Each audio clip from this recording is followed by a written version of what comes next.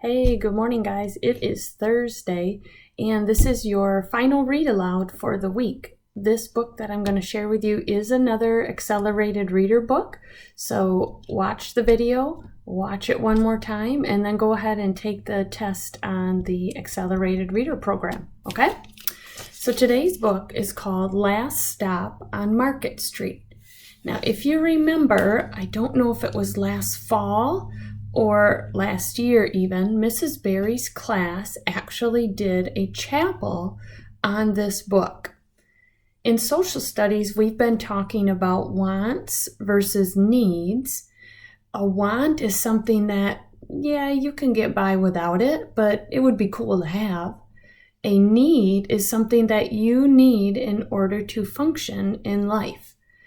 As we read this book, young CJ is going to have to go through that process of weighing wants versus needs.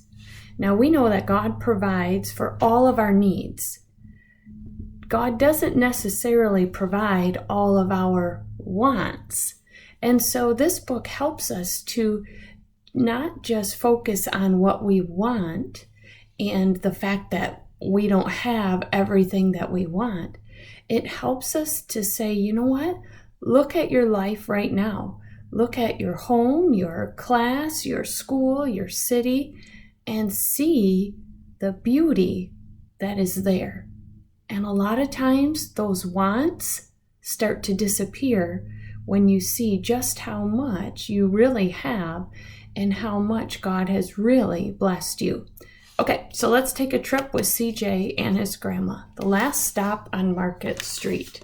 The quiz number is 171387. 171387.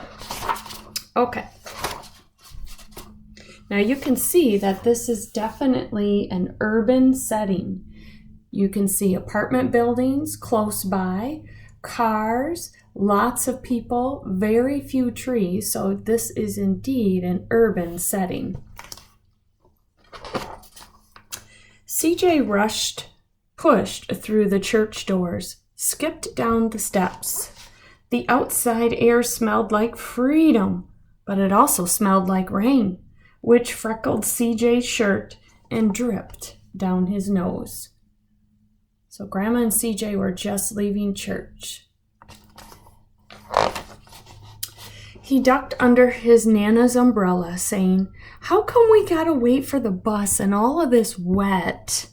"Trees get thirsty too," his Nana told him. "Don't you see that big one drinking through a straw?" CJ looked for a long time, but he didn't see any straw. Do you see a straw anywhere where something could be drinking up the rain? From the bus stop, he watched water pool on flower petals. He watched rain patter against the windshield of a nearby car.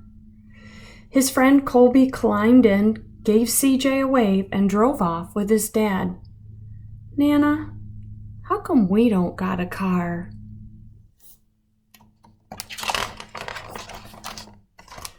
"Boy, what do we need a car for? We got a bus that breathes fire, and old Mr. Dennis who always has a trick for you."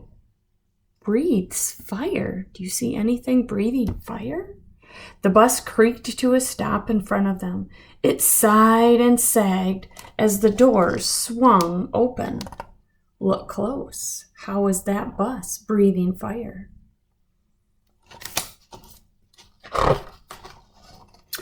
"What's that I see?" Mr. Dennis asked. He pulled a coin from behind CJ's ear, placed it in his palm. Nana laughed her deep laugh and pushed CJ along. They sat right up front. The man across the way was tuning a guitar. An old woman with curlers had butterflies in a jar. Nana gave everyone a great big smile and a "good afternoon." She made CJ do the same. The bus lurched forward and stopped, lurched forward and stopped. Nana hummed as she knit. How come we always gotta go here after church? CJ said. Miguel and Colby never have to go nowhere. I feel sorry for those boys, she told him. They'll never get a chance to meet Bobo and the Sunglass Man. And I hear Trixie got herself a brand new hat. CJ stared out the window, feeling sorry for himself. He watched cars zip by on either side, watched a group of boys hop curbs on their bikes. I think he's wanting other things, wanting a different life. A man climbed aboard with a spotted dog. CJ gave up his seat. How come that man can't see? Boy, what do you know about seeing? Nana told him. Some people watch the world with their ears. I wonder what Nana means by that. Watching the world with their ears. Think about that as we continue to read. That's a fact. Their noses, too, the man said, sniffing at the air. There's a mighty fine perfume you're wearing today, ma'am. Nana squeezed the man's hand and laughed at her deep laugh.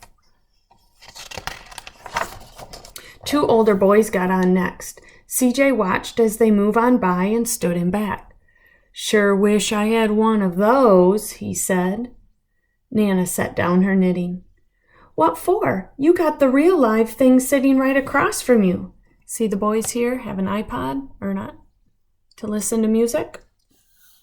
Nana said, you've got the real live thing right here. Why don't you ask the man if he will play us a song? Remember, there was a man tuning his guitar? CJ didn't have to. The guitar player was already plucking strings and beginning to sing. To feel the magic of music, the blind man whispered, I like to close my eyes. Nana closed hers too. So did CJ and the spotted dog.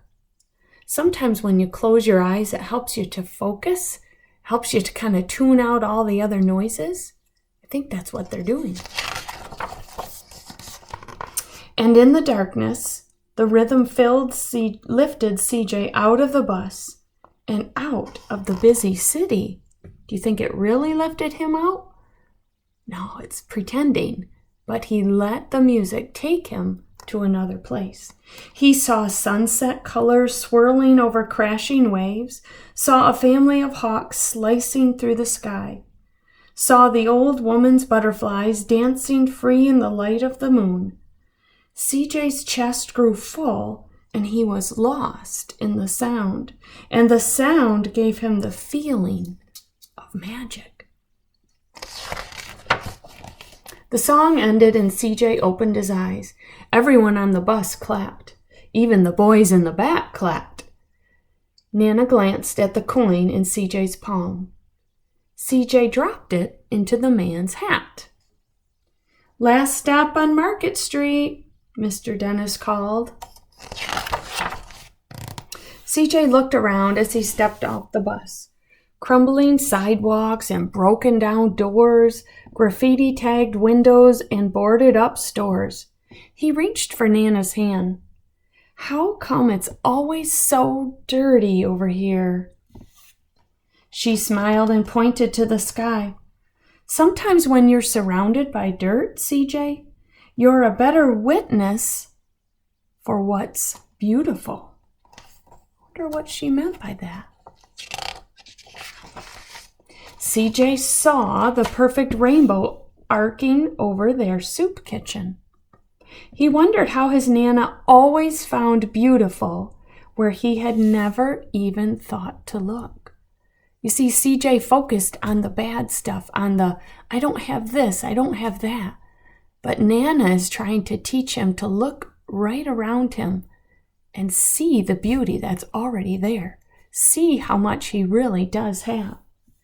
He looked all around them again, at the bus surrounding the corner out of sight, and the broken street lamps still lit up bright, and the stray cat shadows moving across the wall. So he took another look at the city.